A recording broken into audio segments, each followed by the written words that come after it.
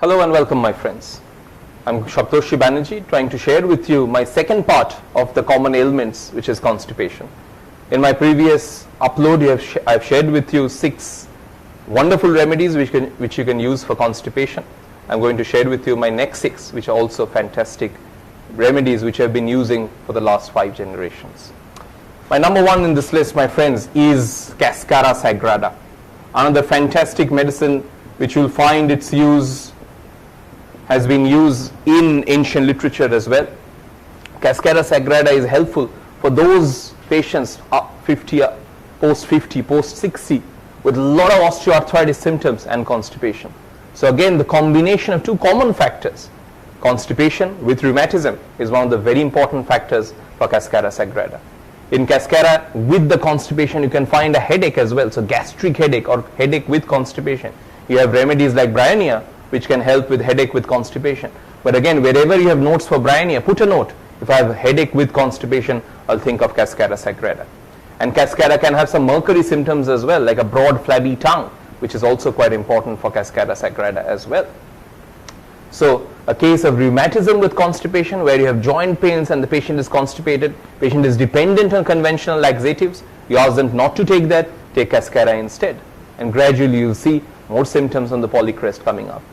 Number 2, as I shared with you, headache with constipation, cases where you have thought of Bryonia, and those cases Cascara sagrada can help you as well. And thirdly, as I mentioned, a broad flabby tongue. If you think of the differentiation with Bryonia, you always have a dry tongue with Bryonia. Bryonia will be very thirsty. So those are important differentiating factors with Bryonia. And one of the very important factors with Bryonia, there is no urge for stool at all. But not the case with Cascara sagrada. There can be sometimes ineffectual urging in Cascara as well. You can use Cascara sagrada in tincture or 6C again, as and when required. Stop gradually the conventional medicines. My second medicine, my friends, in this list is another fantastic remedy to help you with acute constipation, is eagle folia. Again, a medicine which has been used for hundreds of years in Ayurvedic literature. Eagle folia is prepared from the leaves of the bale. Bale, I'm sure you understand, especially my friends in the subcontinent, that bale is a remedy or common fruit which is used for indigestion. We have 2 bales. One is the eagle marmelos, which is prepared from the bale fruit, and one is eagle folia, which is prepared from the bale leaves. I've shared with you in my acidity discussion about eagle marmelos how it's wonderful for acidity, but eagle folia is prepared from the leaves of the bale. And you understand the fruit is the pulp which is moist and hence is more diaric, more loose stool. But eagle folia, the leaves are more dry, and hence the doctrine of signature, eagle folia is used more for constipation. So think of those cases of lycopodium constipation, where you have a 4 to 8 p.m. aggravation. Think of those cases of a lycopodium constipation where there is a lot of dropsy and edema, water retention, and there is a lot of flatulence, especially lower abdomen, like lycopodium. And whenever they pass stool, there is spurting of flatus with the stool. So it's like a spluttering stool in case of eagle folia as well. So again, those cases, my friends, where you have a lycopodium type of a constipation, 4 to 8 p.m. aggravation, dropsy with constipation, and especially there is a lot of flatulence in the lower abdomen, think of eagle folia. Put a note wherever you have notes for lycopodium. Lycopodium has helped with my self-confidence. Lycopodium has helped with my hesitant starter. Lycopodium has helped with my stammering, but is not helping with the constipation. So you can prescribe eagle folia as a tincture to help withdraw the conventional laxatives, and you can always come back to lycopodium later on as well. Eagle folia in tincture in 6C is a fantastic medicine to help you in these conditions.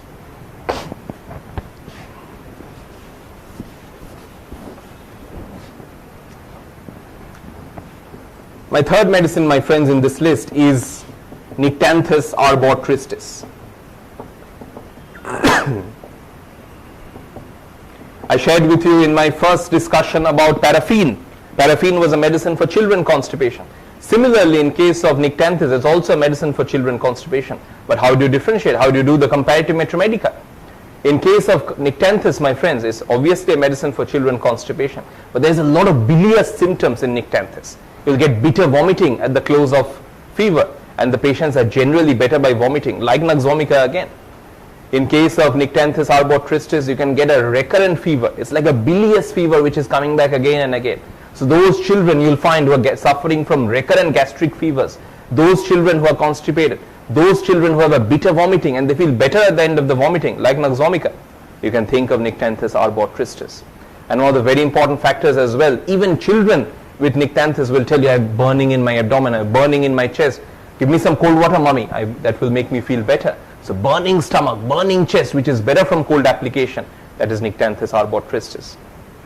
And interestingly for Nyctanthes, my friends, it's a medicine which is known as a sad tree, because the leaves of the Nyctanthes fall after sunrise, and when you see in the daytime, you see it's devoid of flowers, it's devoid of the leaves, and hence the sadness in Nyctanthes arbor-tristis. If you think of all other medicines for children constipation, obviously you have in alumina, you have that in opium, but with alumina you understand it's more for bottle-fed babies with children constipation. Alumina stool can be very sticky stool, but not so with Nyctanthes. Opium may not have a urge for stool at all. When stool comes out, it recedes back in opium. Opium, thuya, silica, all have these symptoms where the stool when protruded recedes back. But you understand with Nyctanthes, it's a very concise sphere of action with the bilious fever, with the bilious vomiting, better by vomiting, with some burning in the stomach. It's one of your celebrated medicines for children constipation. You can use Nyctanthes in tincture and 6C and help children get away from the clutches of conventional laxatives from a very early age. And you understand with conventional medicines, if you start them, it's very difficult to stop them at a given point of time.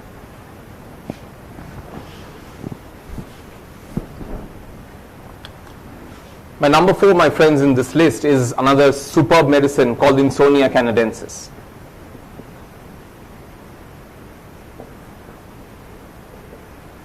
If you think of all those cases of constipation during pregnancy, constipation with hemorrhoids, or a case of constipation alternating with diarrhea, you can always think of Collinsonia canadensis.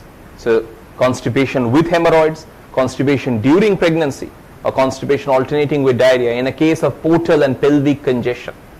So with hemorrhoids, with Collinsonia, the patient will tell you either there is a sharp stick-like sensation in my rectum, or there is a heaviness, a weight, a constriction in my rectum. And in both the factors, Collinsonia helps. So all those cases of constipation with hemorrhoids, where the patient is really worried about both the aspects, Collinsonia can help you with either. Due to the pelvic congestion, due to the portal congestion, there is always a heaviness, a weight feeling in the rectum. So it will tell you my back feels really heavy, my back feels really weighty, or there is a sharp stick-like sensation in case of Collinsonia canadensis. Pelvic congestion, portal congestion, Collinsonia helps with wonderful results. My friends, I've always been asked in different seminars by students across the globe that we find it difficult to differentiate between Aeschylus and Collinsonia because both are similar remedies. Whenever you are worried or confused between two remedies, always trying to find the similarity. What's the similarity between both? Both are remedies for pelvic congestion. Both can have a sharp stick-like sensation in the rectum. But my friends, E.B. Nash gives a wonderful differentiation between these two celebrated remedies for hemorrhoids. He mentions for Aeschylus piles will never bleed as a rule. Collinsonia hemorrhoids can also always bleed. Collinsonia is always constipated. Aeschylus may or may not be constipated. So I repeat, Aeschylus never bleeds, Collinsonia bleeds. Aeschylus is very rarely constipated, Collinsonia is always constipated. The reference for this is Nash's Therapeutics. And that is a wonderful practical differentiation between Aeschylus and Collinsonia.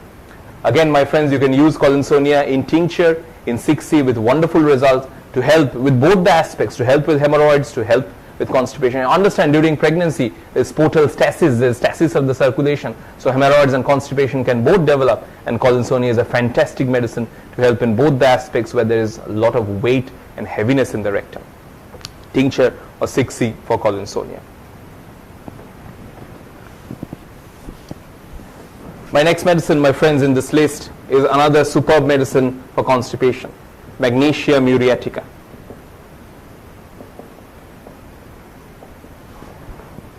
In case of Magmur or Magnesium muriatica, one of the very important factors is you'll find most infants during dentition develop diarrhea. So you think of all those dentitional diarrhea medicines, you have that in rheum, you have that in chamomilla, you have that in Calcaria fos. But your Magmur is one of your few remedies who have constipation during dentition, and which is one of the important factors. The character of stool is sometimes very classical for Magnesium. It's a crumbly, dry stool. Whenever stool comes out, it crumbles at the verge of the anus due to the lack of moisture. Remember, my friend, all chloride group of medicines, ammon mure, natrum mure, mag mure, all have these kind of dry, crumbly stools which crumbles at the verge of the anus. So that's one of the very important factors for Magnesium. With the constipation, if you think of an adult Magnesium, there's always liver involvement. So there is liver congestion in Magnesium. And with the liver involvement, there's always difficulty lying on the right side. Magnesium finds it very difficult to lie on the right side. Right side lying is very sensitive. Mercury and Magnesium are your top remedies who have strong aggravation lying on right side. So Magnesium has this feature as well. And in Magnesium, one of the very important factors is that it's adapted to children who have strong milk intolerance and have strong craving for sweets. So milk intolerance is a common factor of the magnesium family. Mag-carb, Magnesium have a strong milk intolerance. But constipation in children with milk intolerance, constipation in children with desire for sweets, constipation in children with strong aggravation lying on the right side is one of the gem indications for Magnesium. And especially the character of the stool is very important for prescribing Magnesium. You have the dry, crumbly stool which crumbles at the verge of the anus. You can use Magnesium in 3x, 6x trituration in tablets. You can use Magnesium in 6C as well with wonderful results again for children constipation. So I shared with you paraffin, I shared with you Nyctanthes, I shared with you Magnesium, but I hope you understand the comparative Medica. Paraffin has an ineffectual urging for stool with constipation. Nyctanthes has bilious symptoms, bilious vomiting, bilious fevers with constipation, whereas Magnesium is more liver involvement and aggravation lying on right side with the crumbly stools in Magnesium. My last medicine, my friends, in this group for constipation is medicine number 6, Carduus marinus.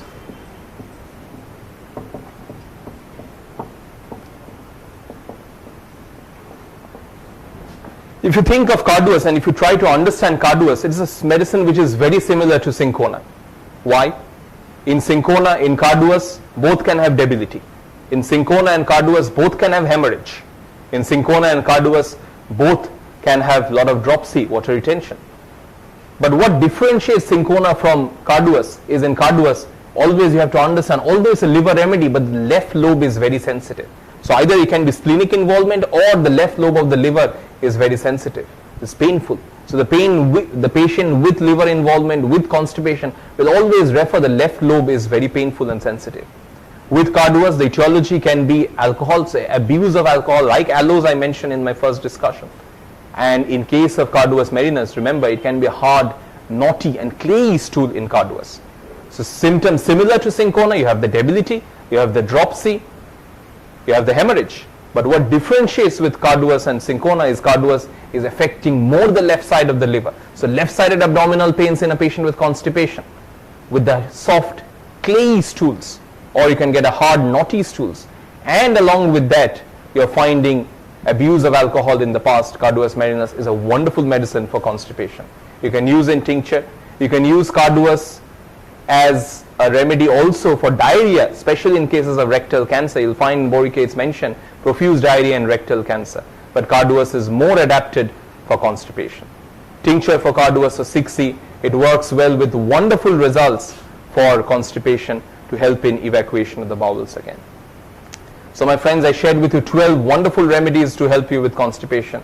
I'm sure these are practical guidelines which I've shared with you, which can help you in helping the modern day drug dependent world to help them withdraw the conventional laxatives. And as I mentioned earlier on, you can use the tinctures in 10 drops, half cup of water 8 hourly, as and when required to withdraw from the conventional laxatives. The triturations you can use 1/4 teaspoon in a cup of water 4 to 8 hourly or 6 to 8 hourly as and when required, and you can gradually withdraw the conventional medication.